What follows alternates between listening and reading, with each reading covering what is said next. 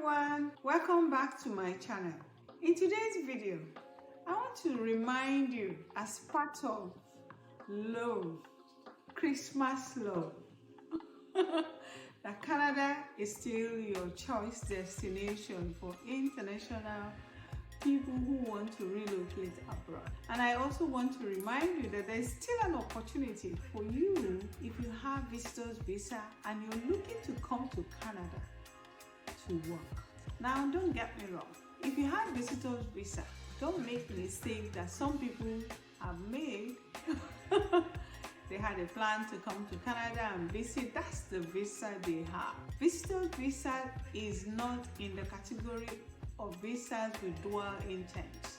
It's not study permit. So when you have a visitor's visa and you're coming into Canada, don't stand at the border to tell the border control officer that I'm going to Canada to look for a job. That's not the visa category you have. However, there is a law, it was part of the effort to support the Canada economy during COVID time and also help people who were stranded in Canada and couldn't go back to their country, who were visiting and couldn't go back. So there was a law that those people can work in Canada. And that law, the good news is that the law has been extended to February 28, 2025.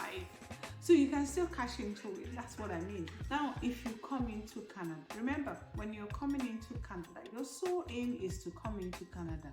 And you're not allowed to stay more than 6 months. It's a temporary visit. You're not allowed to stay more than 6 months at a time. You may have 10 years visa validity, but for each visit into Canada, you will only be allowed to spend not more than 6 months. So when you come into Canada with the desire that you could work, when you come in, maybe you have a friend or relation that you're visiting, you have to put some, you put to work. You start to work immediately, knowing that 6 months is a short time.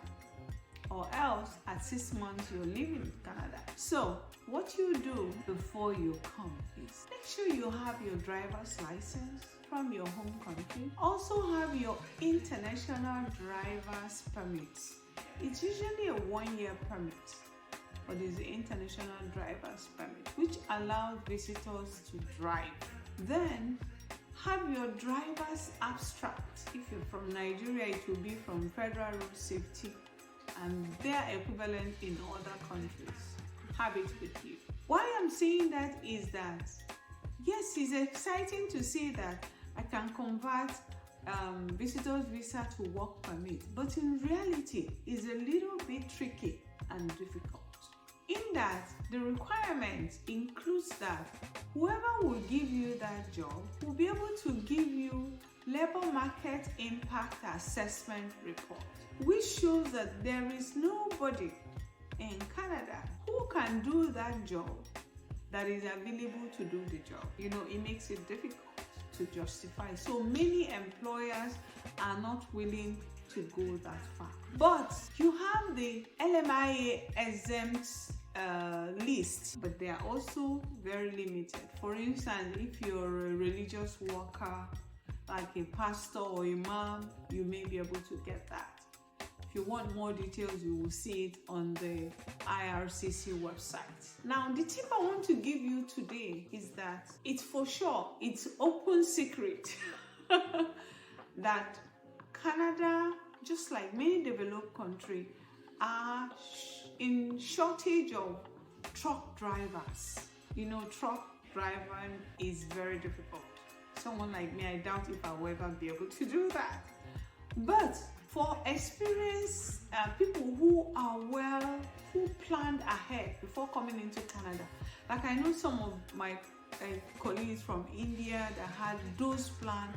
Within 1 year of our postgraduate diploma, they are done. They've gone to do their truck driving test and off they go. They get their work permit through that route, and that's a clear pathway to permanent residency and citizenship. So If you know how to drive from your country, you come with your driver's abstract, and the driver's abstract will show that you have more than 2 years driving experience, then it makes your job easier and faster. Now, it helps you to go straight to, from the driving test, the knowledge test. Of course, if you are experienced, you will pass. From knowledge test to the road test, and with your 2 years experience, the examiner may not bother with local driving, but could take you straight to the highway to test your skill of driving. When you have gotten that, the best thing, if you have not learned how to drive truck in your country, is to go and enroll in truck driving school. They have special school because they need special skills to drive. So you will enroll, and maybe in 1 month, you will have enough skill to do the test, and I'm sure you will pass. But if you already have the truck driver's license from your home country, it makes it easier. First is that you already know how to drive trucks, and you can enroll. You can go straight to write your test because you have the permit with you.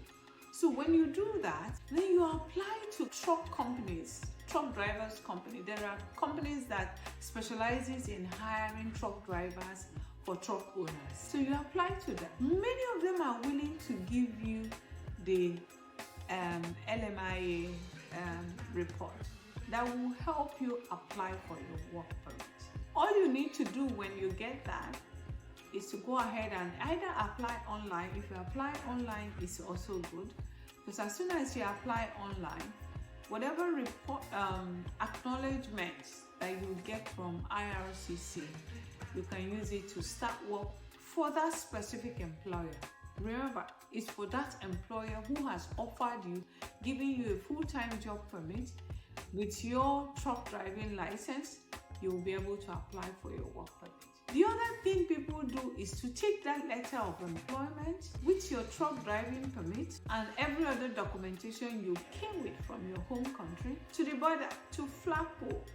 So you cross the border as if you're going to the US, and then you enter back. You show them all your documents. They will do the whole processing for you. And before you know it, you have your permit, your work permit in your hand, and you're back to continue work with the employer. Pretty easy. And let me tell you, truck drivers earn a lot of money in Canada. They are actually one of the richest set of people in Canada. Maybe I'll also use this opportunity to tell you that there is no job that is considered low job in Canada. They may be classified as highly skilled, not highly skilled, but trust me, all of them are so important. I will tell you my experience. I once hired a carpenter to come and fix a drawer. A table in my room got bad, and I looked up a carpenter and hired. You know what he charged me? He told me that he charges $150 per hour, but eventually I agreed to take $100 because I was screaming like, I'm a student. I don't have this type of money. And he sympathized with me and then collected $100 per hour. So you see what I mean? How many of us earn $100 per hour where we are? So none of those jobs is cheap. I'll use this opportunity to encourage you, whatever skill you can acquire from your home country before you come out to Canada will help to save you. Even hairdressing and so many other things that you can do for yourself. Plumbing, if you can do plumbing, you can help yourself in your house, and so many things that you can do for yourself. So come to Canada. It's part of your Christmas package. This opportunity will expire February 28, 2025. So you still have more than a year to cash into this opportunity. Don't miss it. Thank you for watching. Please like, share, and subscribe to my channel. I look forward to seeing you in my next video.